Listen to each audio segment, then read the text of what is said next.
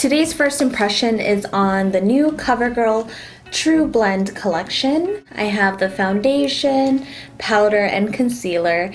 And what I think is cool about this collection is that they cater to every single woman. They have 21 different shades of the foundation, and it says, I think it says on the website something like 99% of women find the perfect shade, but I think I am in shade Warm Beige Light 7. I got the translucent medium powder, the concealer in medium 1, 2, 3, and 4. Price range is fairly decent. They average on about $8 depending on where you go, $8 for each product. So I'm gonna start off with the concealer.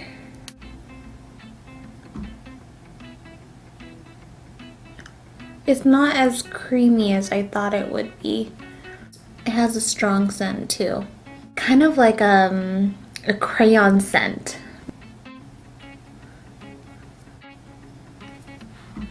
Concealer did its job. It concealed all of my red spots.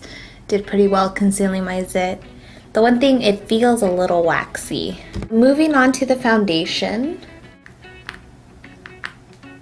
It is a thicker foundation.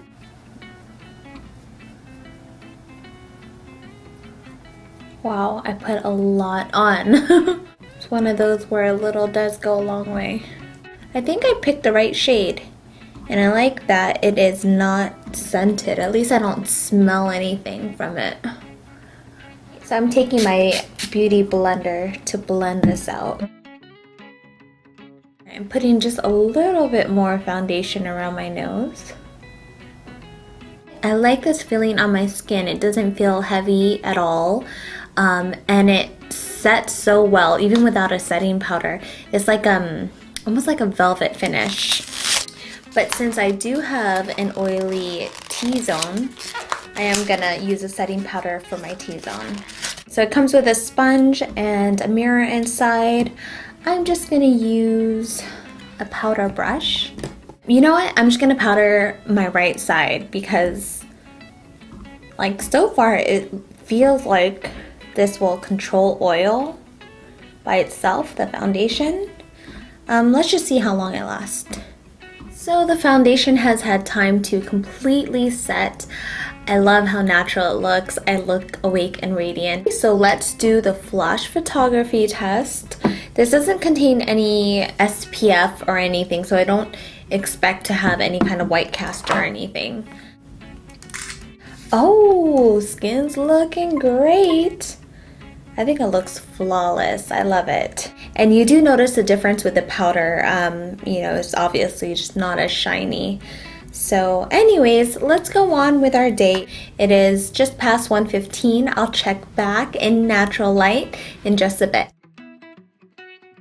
At 3 o'clock in the afternoon. It looks good. It looks natural. So far the skin is feeling fine. Again, not heavy. I don't feel oily. So it's a good update. I'll check back in a few hours.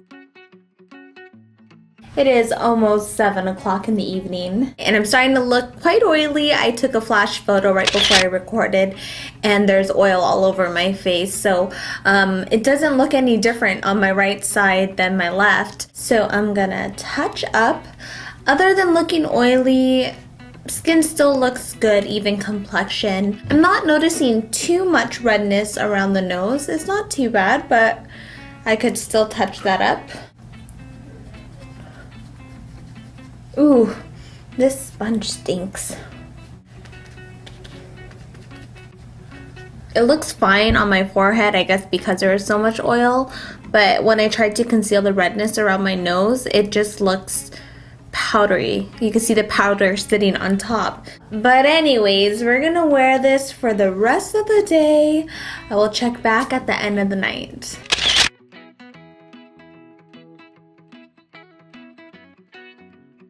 It is almost 11 o'clock. I was looking closely at my face and I noticed it looked a little blotchy in some areas. Like, I don't even know what the heck happened here. Blush is literally coming off just by me sweeping my finger. My foundation's pretty much at the end of its road. It's not really much of a surprise to me though. It's not like this foundation claimed to be a 10-hour wear. I think the foundation is a good foundation for the price point. It is catered to all skin types. Obviously, if you do have oilier skin, I do recommend the setting powder. The setting powder seemed to work well. After I touched up, I took a photo before I recorded just now, and I don't look oily. So it held up pretty well for several hours. When you saw me reapply this last time, my face looked powdery, at least around my nose.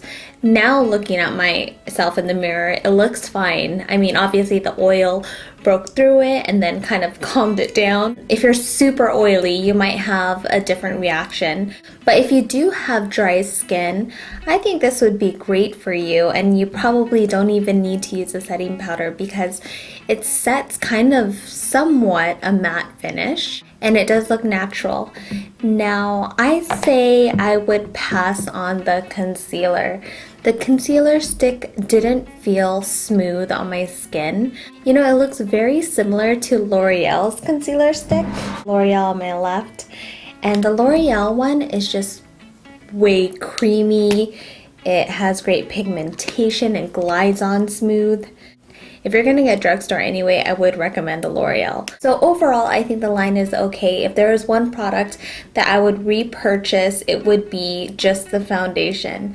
And I would repurchase this, especially if I had like a moment where I just had really dry skin. The coverage is pretty good. It gives you a natural looking finish and your complexion just looks awake. And of course, it's a plus that there's 21 shades to choose from.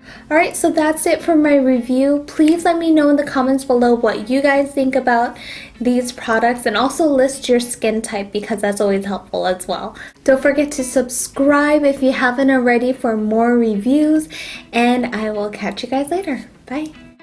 So, I don't know if you know, but I do have 2 other channels. First is Mommy's Life, where I talk mommy stuff. I do hauls, I talk about my baby bears. And then I also have a daily vlog channel called It's Judy's Life, where I vlog every single day.